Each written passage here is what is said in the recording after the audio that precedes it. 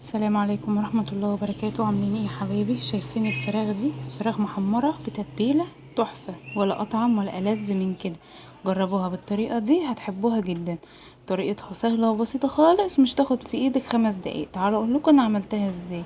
جبت الجناحة بتاعتي وغسلتها وشلت الضفر بتاعها وخليتها بالشكل اللي انتوا شايفينه دوت كده. يعني بتشيلي الضفر عشان الزفارة. بعد كده بقى هتبدأي تجيبي التوابل بتاعتك. هتجيبي بصل بودرة وتوم بودرة، وهتجيبي فلفل اسمر، بهارات فراخ، بابريكا، ملح وفلفل اسمر. وهتحطي البهارات دي كلها على الفراخ بالشكل، على الجناحة.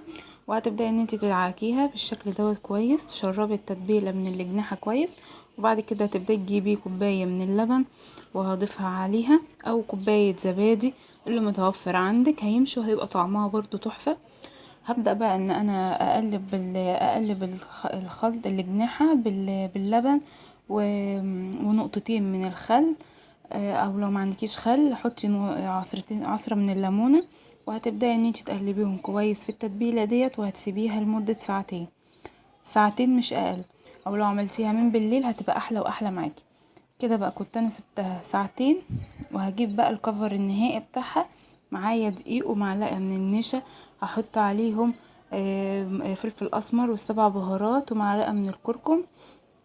يعني ربع معلقة كده صغيرة مش كبيرة. هقلبهم مع بعض كويس. هبدأ اجيب الجناح بتاعي وهغطسه في قلب الدقيق بالشكل دوت.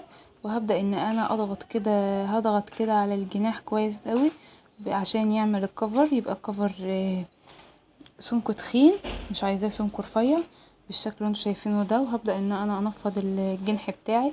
ولو لقيتيه فيه لسه حتت كده ما اتعملتش بالدقيق، اتبدرت بالدقيق، هتبداي ان انت تضغطي عليها كده برضو لحد ما قطعة الجناح بتاعك تبقى كلها متبدرة. هاجي بقى زيت سخن، يعني زيت كتير، يكون زيت سخن على نار متوسطة عشان الجناح يستوي معاكي. هبدأ بقى احطهم كده بالشكل دوت. وكده كانت اتحمرت معايا، ولا اطعم ولا ألذ من كده. جربوها، ما تنسوش اللايك والشير والسبسكرايب للقناة وتفعلوا زر الجرس عشان يوصل لكم كل جديد.